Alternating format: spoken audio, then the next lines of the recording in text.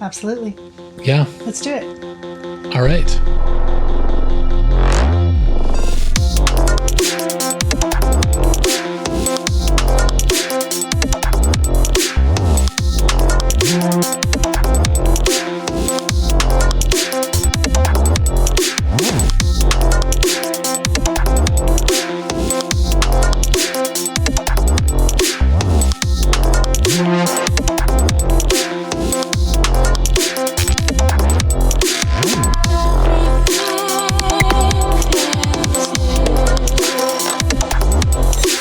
This is the Endless Song Podcast with Will and Emily.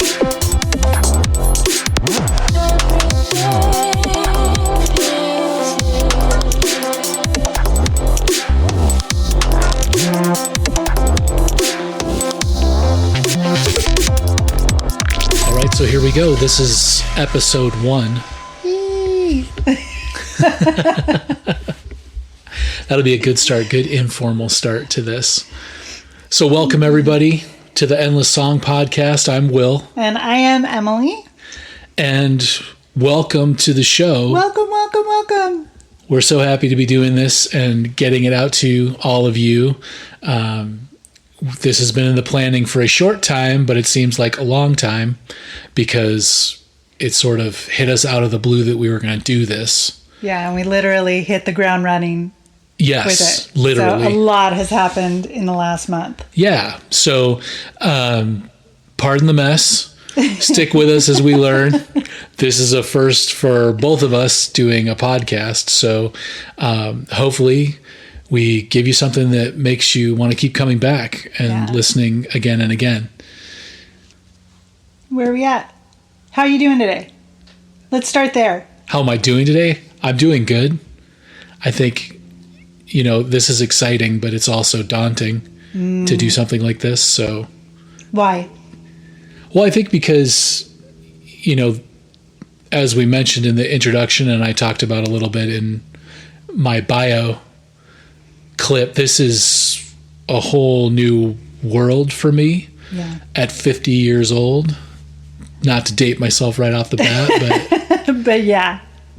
Yeah, and so as a lifelong skeptic and, non-believer, having an experience like I had in January it upset the apple cart a little bit. So this is a totally new path I'm walking on, and this is just the latest step in it and the latest thing I could check off on a long list of things that this time last year I never believed I would have done or would be doing at this point in the next year. Me neither. I never thought that you would be doing I could see you doing a podcast, but doing something on, music or something on baseball or something, you have a lot of interest, but not on this subject area. Yeah. So, because the whole thing is new. So, and that's things we'll be talking about in the future is about all the hangups and everything that come up with doing something like this, because you're right. This is not something I ever would have put in the top 10 list of ideas for a podcast to spend my time doing, but here we are. I think it makes it interesting because it's like being able to listen to you in real time as things have been happening for you, which I find fascinating. Because I never thought that you'd be going through something like this. Yeah. And I think for other people who are going through the same things, really helpful, knowing that they're not alone. You're not alone. I know that it was exciting, and we'll I'm sure talk about the Mystic Fair at some point here, which was phenomenal and more than we expected. But the fact that you found others who were going through the same thing, that was it was just incredible to see you talking with someone who is going through what you were going through. Yeah, it felt like crossing a finish line, not the finish line, obviously, but of the last 4 months. Yeah. And I think in a lot of ways it was something that needed to happen sooner rather than later. And, getting getting to meet someone who was going through the same experience as me was like top of the list for attending the Mystic Fair. And we got so much out of being at the fair. But I mean, that for me was, I think, the pinnacle, just because it really cemented the idea of doing this. Yeah. Because, the whole sort of impetus for this was there's got to be other people out there, in the same situation as me. Right. Not necessarily having the same exact experience as me, but also not in a position to have someone like you who's had more of a lifelong, experience with all of this stuff to bounce ideas off of, to talk things through with. I mean, many people might even be in situations where talking about stuff like this would get them into some trouble. So really, that was the idea for doing the podcast, was to reach out and tell my story and tell your story and I'll tell a lot of other people's stories. Yeah, because they're all different. I mean, that's the thing about, I call it this subject, but it's a totally natural process of what I believe that, we're all going through. It's our journeys, and every single one of them looks totally different, and that's what's really exciting about doing this is I like the Mystic Fair. And I know we're going to talk about the Mystic Fair, probably not this episode, but we could do a whole episode on the Mystic Fair, because it was the first time in my life that I realized there's a lot more people like me. And I've never had anyone like me before that I've known, friends, family. And I never realized how alone I felt. And so that fair was so much more than I had ever thought that I would get out of it. And the same thing for you. I mean, it was like just being able to talk to people and hear their stories and understand that, like, we're all on this whitewater rafting ride together, but we're all hitting dips and flips and everything else at different points. And then we're coming out and seeing the, beautiful scenery around each corner in different ways as well. So, I mean, it's really, it's exciting. I think it's exciting. Like, I'm pumped to do this, Yeah, I'm really interested to see where it goes. One, because my experiences were really, there were gaps, but they were heavy up front with what felt like the introduction to everything happening. And now it feels like things have tapered off a little bit. I mean, I wonder if, they have, simply because it's been a lot finishing out work for the summer and then getting into summer and, yeah. And then just getting to this point of getting this first episode done and up and out. And so, the fair was a great way to, I think, in my case, to feel like acceptance in a sense, which seems really weird to say, being that, as a gregarious person that goes out and starts conversations with people all the time, there is that feeling like this is a shrouded part of my experience now, because I'm hesitant to go out and just mention this to people. And so, and now, of course, the obvious choice then is to do a podcast where it's out for anyone who can find it to listen to. But go big or go home. Yeah, I guess. But yeah, it's, it's good in that way too, that, even just getting to hear other people's experiences, whether they've been in the midst of the metaphysical, the spiritual, I mean, even other journeys that don't have anything to do with the spiritual or the metaphysical. There's lots of journeys out there that are happening. Yeah. There's lots of awakenings that people are having, I think, especially now. And it feels like the right time to sit down and talk about these things and bring things to light for that exact purpose. Yeah, so for sure. The people who are going through it don't feel alone. Yeah, I totally agree. So why don't we start talking about it? Let's talk about the bridge. let's talk about the bridge. Because you really haven't specifically told a whole lot of people about what actually happened to you. Yeah. And it's a lot, and it was a bit shocking. I'm, as someone who's been married to you for a long time, Yeah. I never thought that I would see the day when this happened. So, let's start with that.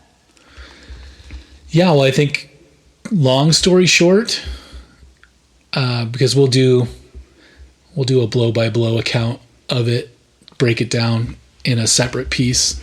But I'm going to have questions as we go, because I just do. That's my process. Sure. Well, I mean, that's the thing about the experience was I wasn't looking for it.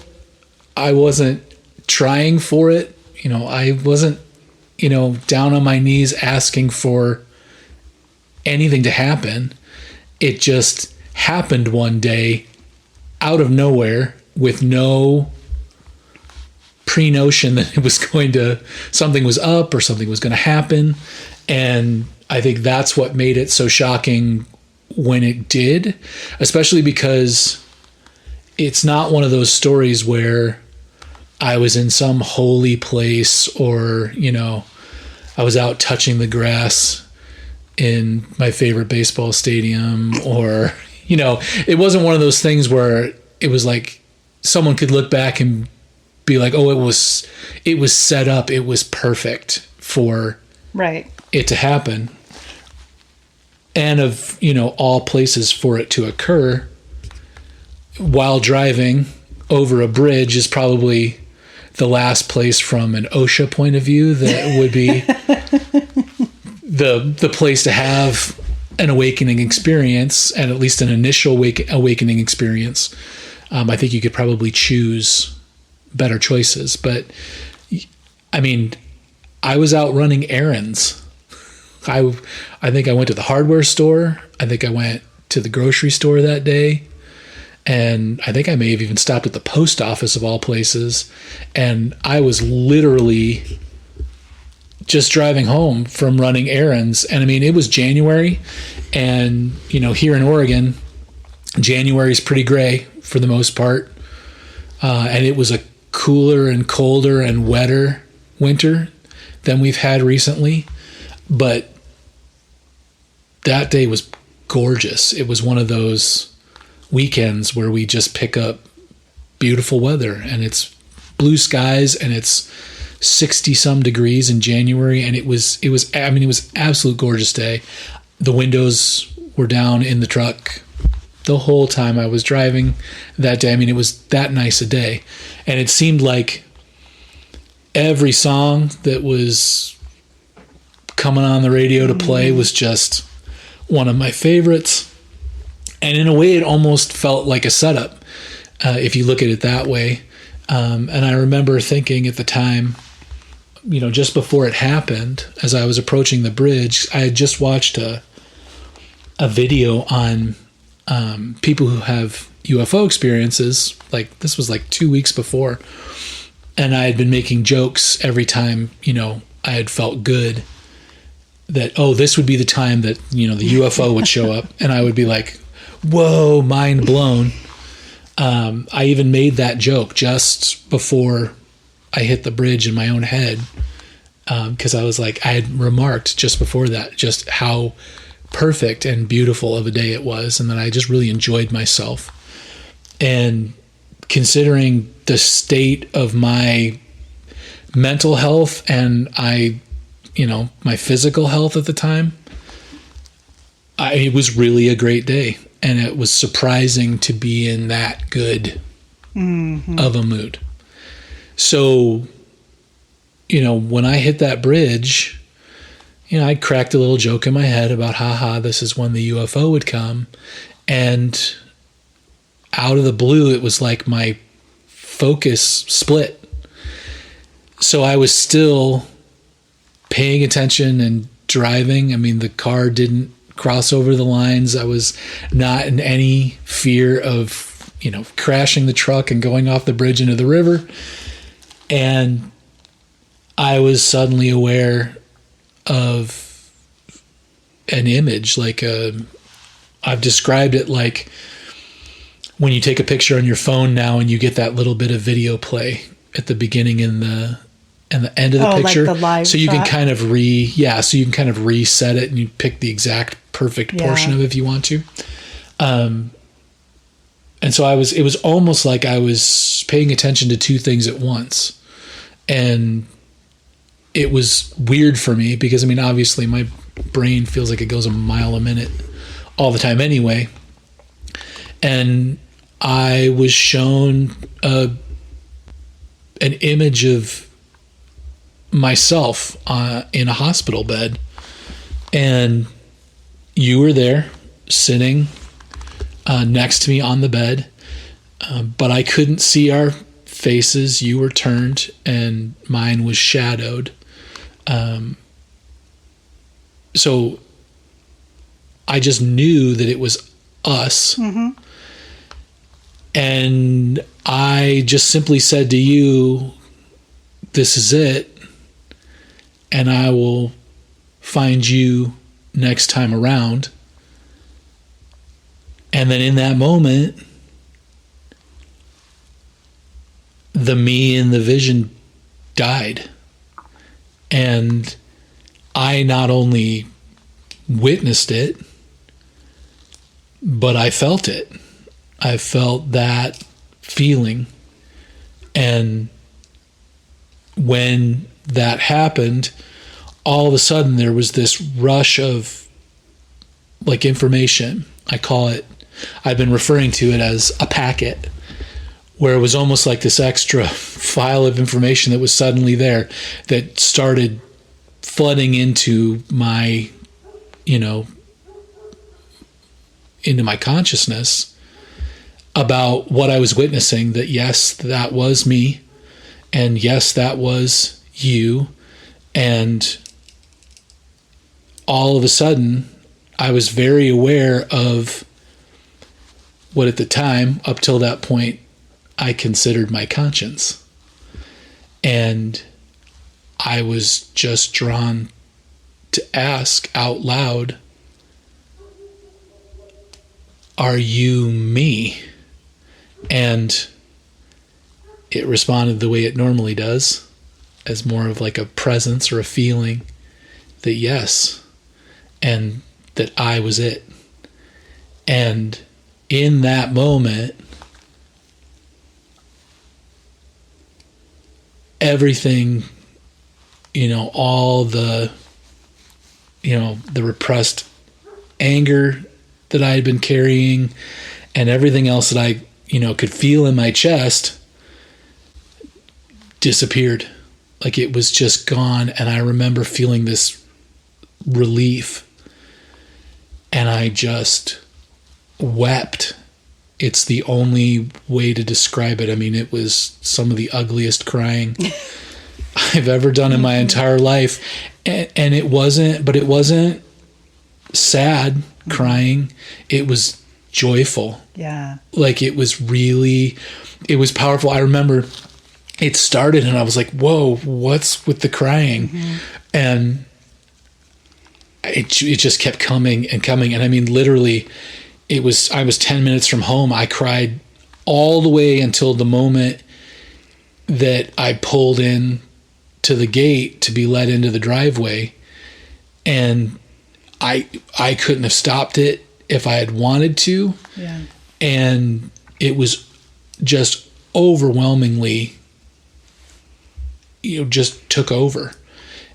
But, when it was done, like I felt clean in a way that I hadn't. I felt at peace in a way that I hadn't felt in a long time. But man, was it a shocker. And what were you thinking? So you get to you've been driving, you're still driving, and then you're getting to the gate, like you're home.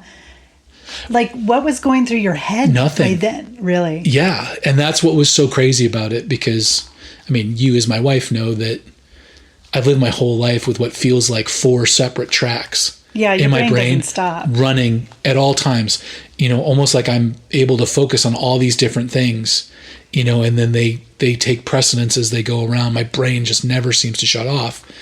But from the moment the experience on the bridge happened, all for the rest of the drive, it was just crying and stewing in this newfound sort of peacefulness and weird crying joy. And I didn't find myself evaluating or... Yeah, you're just being. It was like a spectating on this whole thing. Because, it was a shock. In a way, Yeah. You could almost probably describe it as a form of mental shock. Yeah. Because it was utterly unlike anything I've experienced in my entire life. And, obviously, the next part of the story is that then I didn't talk to anyone for 2 weeks, and I avoided... Yeah, that's the crazy part. The fact that, you didn't tell me for 2 weeks. And it's like, I can't even imagine that. It's like, because, one, just because of my personality. It's like something happens to me, I'm like, oh, I got to talk to you about this before I've even thought it through. And it's like, because that's just my process.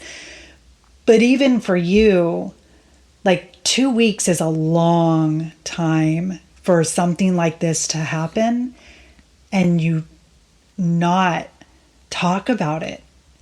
Yeah. So, what was going on for those 14 days? Well, for the 2 weeks, it was the skepticism. Yeah. Ultimately, what made me realize that something truly major had happened and not some sort of mental break, because that was my initial hypothesis, was that the dam finally broke and I'm officially crazy now and I've just lost it. And what a beautiful way to have a mental break. Well, sure, right? Right? You gotta have one. And all the while managing to somehow not drive into the river, or into one of Oregon's notorious 6 to 8 foot deep ditches on the side of the road. It came down to me really, I think ultimately knowing what happened was different and it wasn't going to be easily hand waved away. Yeah. But I had to go through the process. There's no, I wasn't handed a set of instructions. I wasn't, there's no book to read. There's no, you can do research on people having spiritual awakenings, but they're all different. Like the odds of me finding someone who had a vision and emotional release and then uncontrollable crying for 10 minutes while driving a truck over a bridge. You're talking about I'm sure there's series, someone out there. Yeah, maybe. If you're out there and you hear this, feel free to contact me because I would love to compare notes. But really, I needed that 2 weeks to just deal with it, because my first instinct was that I thought I was going nuts, and that I had finally succumbed to how frustrated and angry and how out of control all of that was before this experience, leading right up to the day of this experience. I just figured I just broke. Yeah. And I wanted to do a kind of a post-mortem on what was now clearly wrong with me. But it turns out that, when I finally got to the point, that I was ready to talk about it, obviously you were the person I was going to talk to about it. Because there was this whole bent to it that, was mystical or spiritual or metaphysical, whatever you want to call it, that, you're my go-to for talking about stuff like that in a non-skeptical X-Files-y manner. But that that 2 weeks was literally me head down, doing the job of father, doing the job of husband, doing the job of my job. Yeah. And in every bit of free time in between,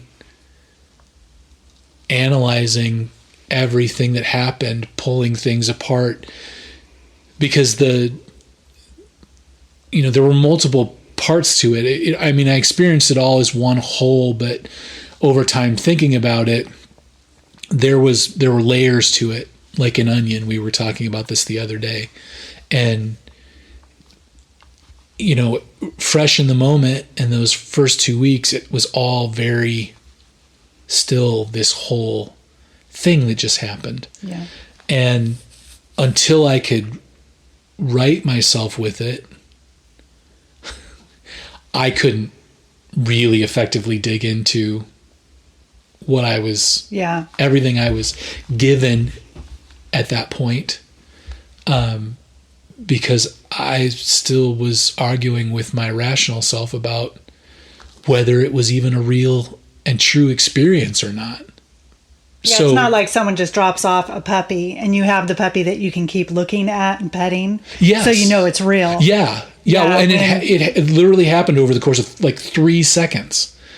And yet when it's done, all you're left with are the feelings, the lack of feelings, the memory of it, and, any information that, so much more than 3 seconds worth of information. Yeah, in really, our linear time. Yeah, well, I think about it a lot like, we get downloads on the computer. You get this huge file sent to you, and it comes, and then you open up the file folder, and then there's all this stuff. Yeah.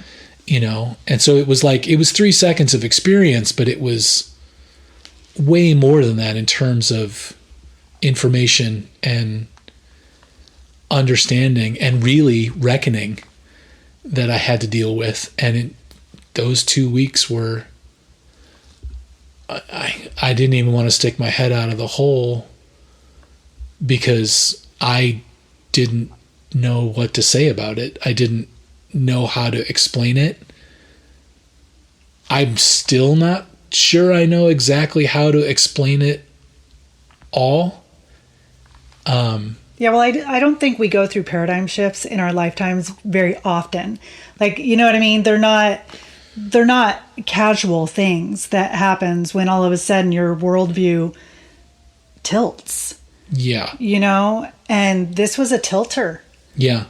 For sure. Yeah, and I mean, obviously I've had more experiences, nothing quite as dramatic as the bridge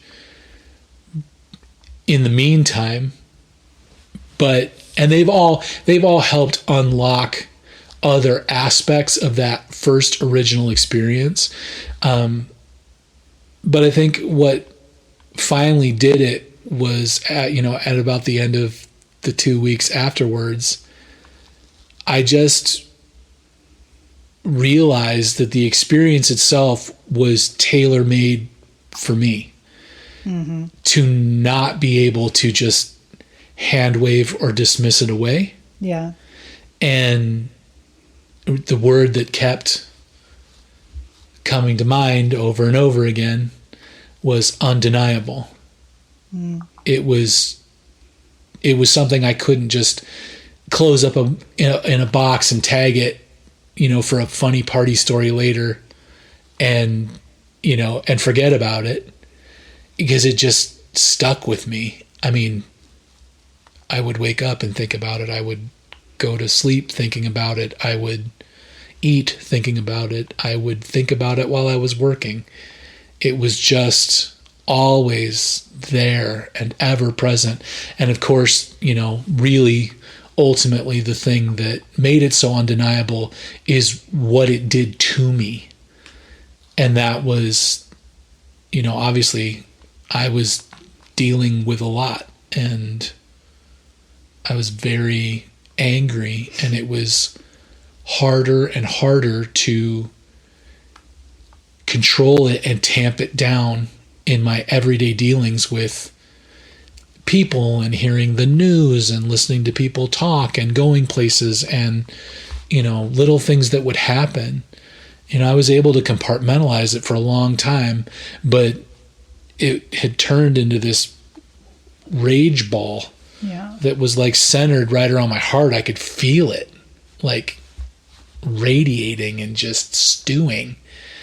And the moment the crying started, the anger ended. It was just gone. I felt 40 pounds lighter. And I realize now that I'm pretty sure I was cruising towards a heart attack. And that anger was going to be the fuse that finally lit me up and, hurt me because I just couldn't let it go. And it was like the universe reached out and slapped me upside the head and said, pay attention. We've got something to tell you. And it was pretty major and pretty profound. And none of my other experiences since then have been anywhere close to that, earth shattering. Yeah. For lack of a better word. But everything has gone back to the bridge. That moment is like forever etched. And every time I would go back and think about it for probably 3.5 months afterwards, that ugly, crying, joyful would come back. So it was difficult to even talk about it because I couldn't control that, whatever that was. It's beautiful weeping. That's what it is. It's beautiful weeping. Yeah. No, and you know what? I'm going to be really honest. I'm impressed that you didn't start weeping while you were retelling the story. Yeah. Because even when I, talk about my near-death experience, I well up still. And it's because that love that you feel, that overwhelming sense of beauty and everything. And obviously, I don't live in you, so I don't know exactly how it feels for you. But it's almost overwhelming. Like, it's hard to hold on to for very long because there's so much of it, and so it comes through in weeping and tears and everything. And it's like, these aren't bad tears. It's okay. It's okay. This is good. This is good stuff. But it makes it hard to talk about things. And I mean, my NDE was 45 years ago. And so it's probably not going to go away for you.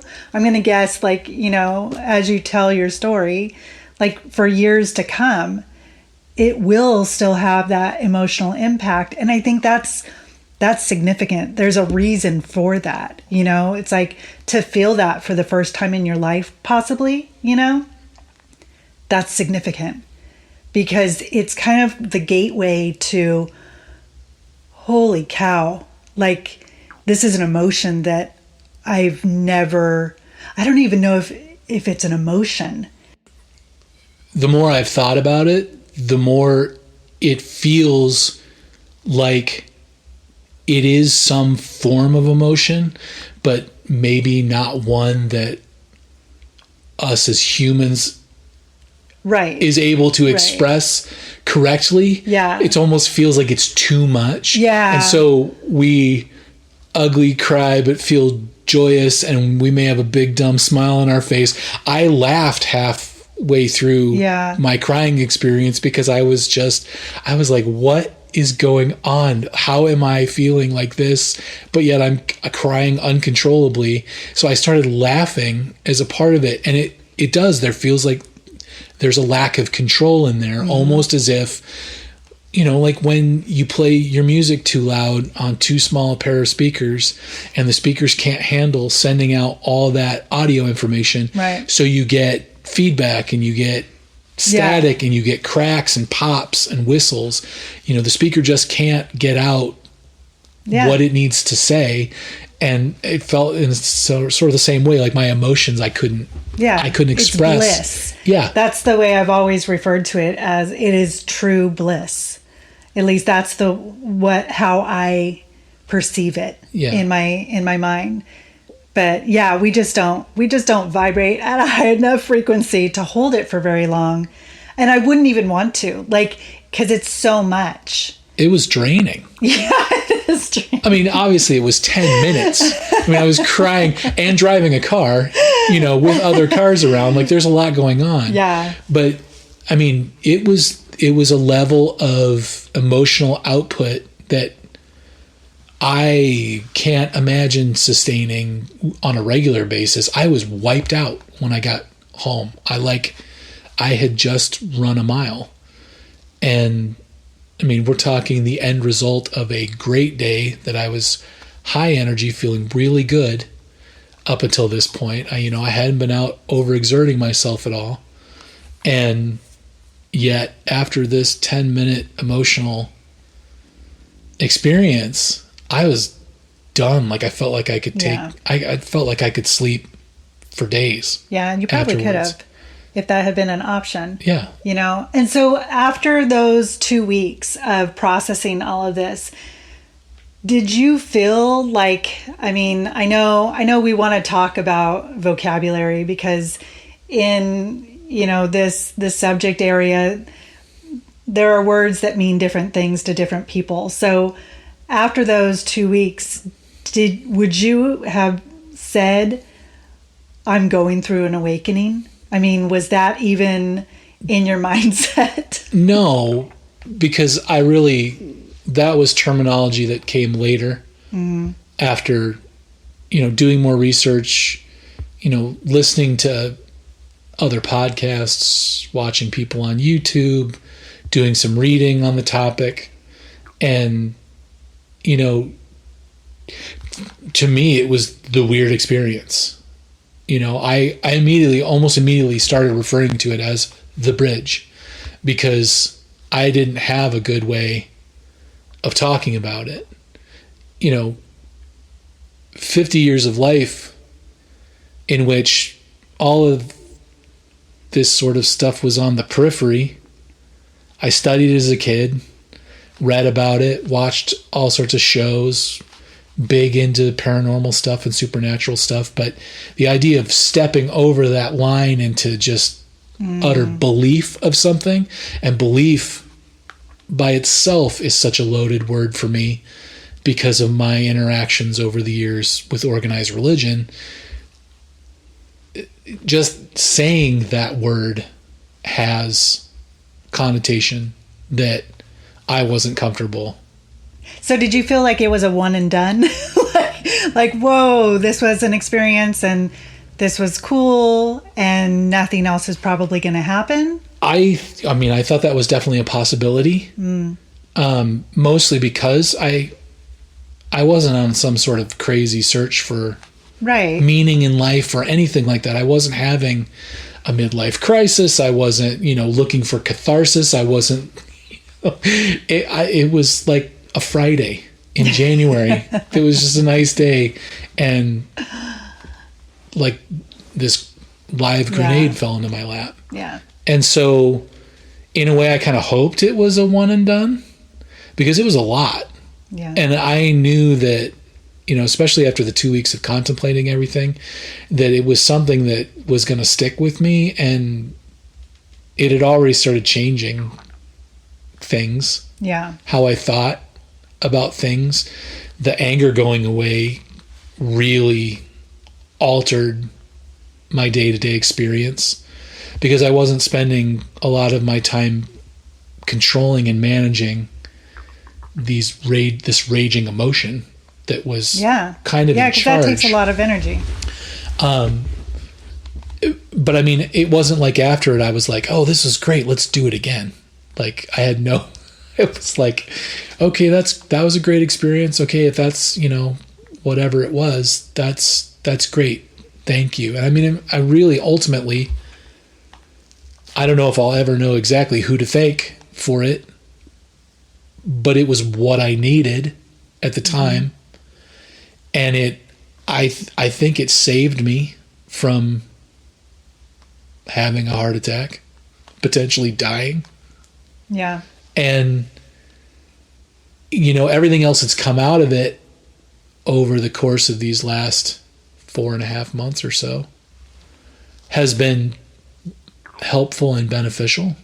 So, if it had been the only thing that happened to me, then, I would still be thankful to this day for having the experience, because, it's like going to the doctor and, getting some information or, a prescription or something that helps alleviate pain.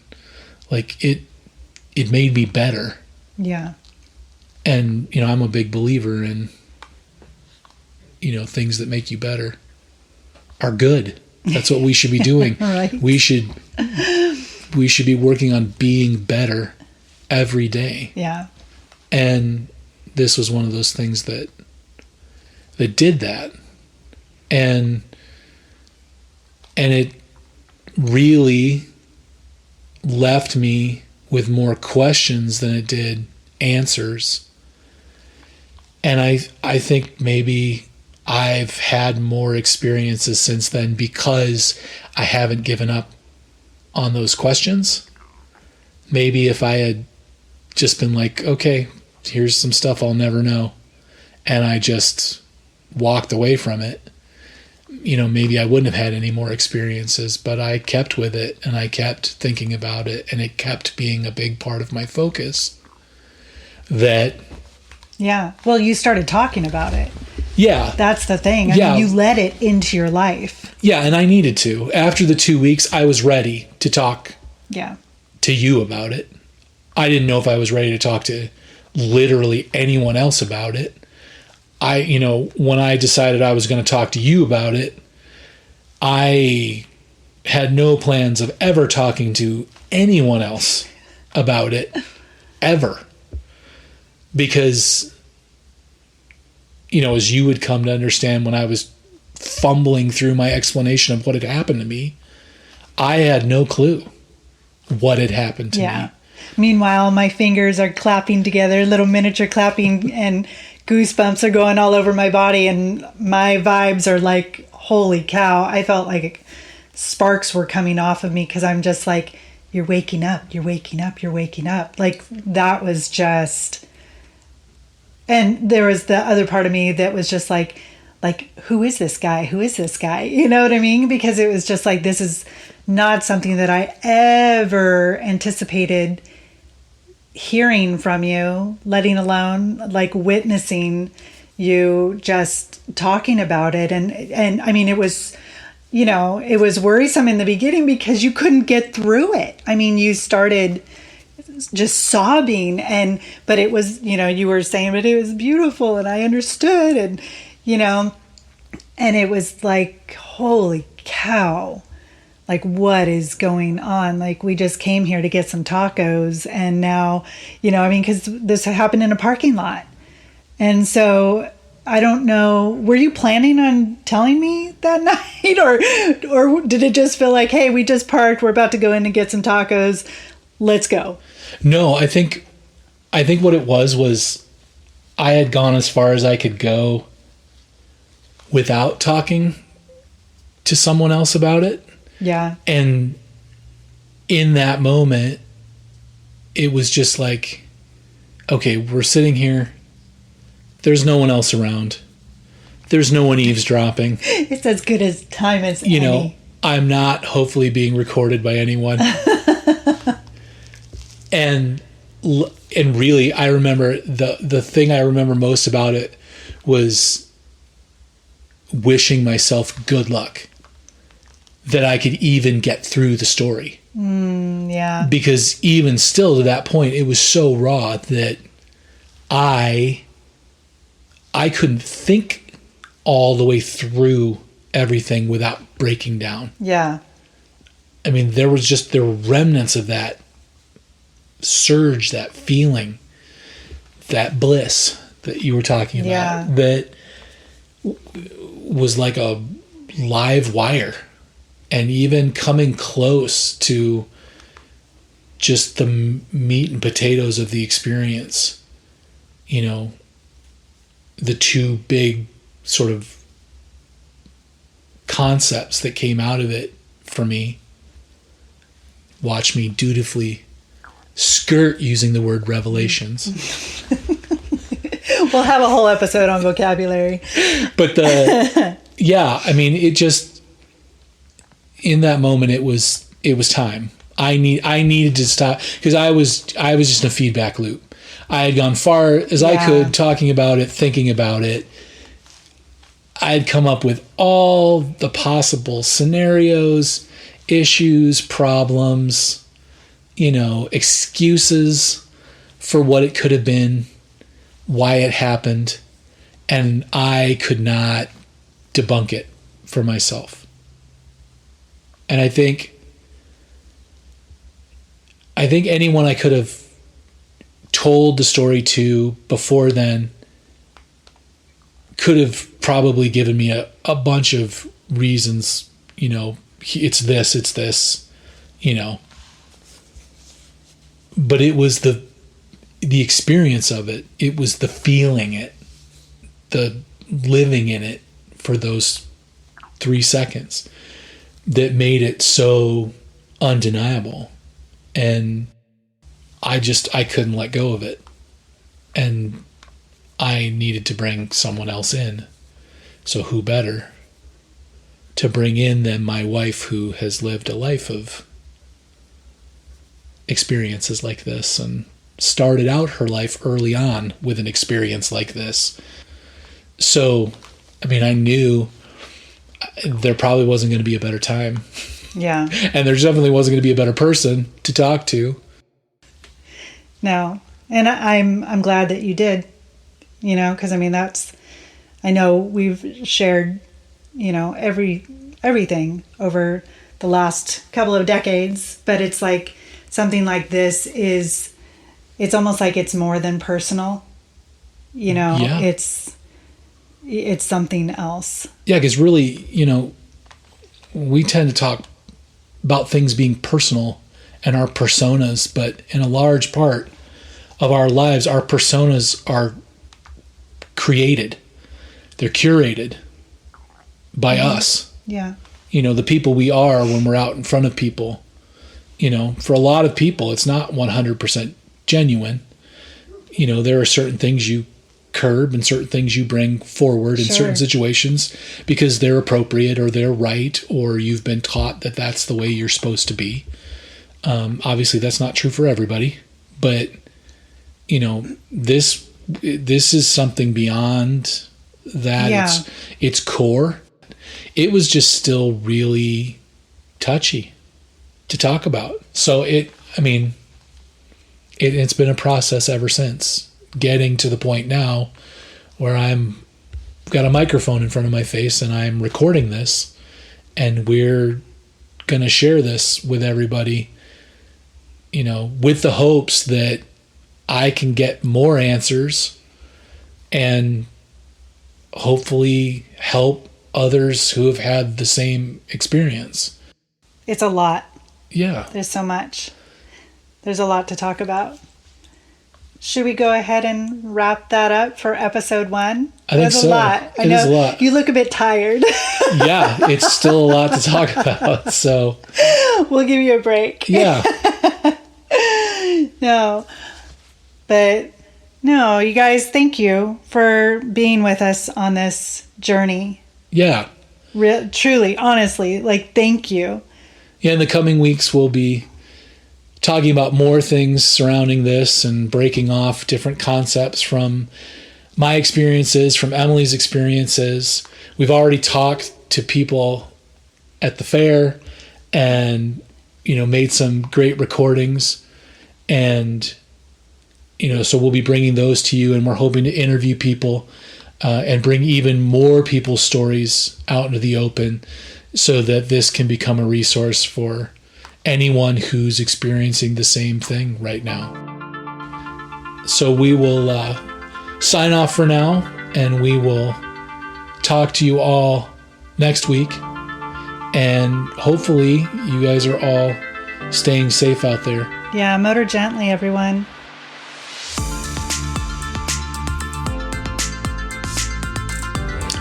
You've been listening to the Endless Song Podcast with Will and Emily. Today's music, Everything Feels New and Alternative Ways by Evgeny Barduzha.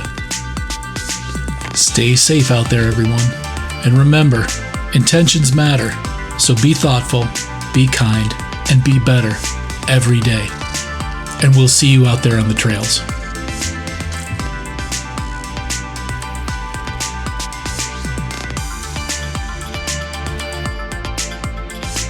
You know, with 1,000 people milling about and just, you know, burst into tears explaining this to you, because then, like, everyone probably would have been like, Yeah. what is up with that guy? He's fine.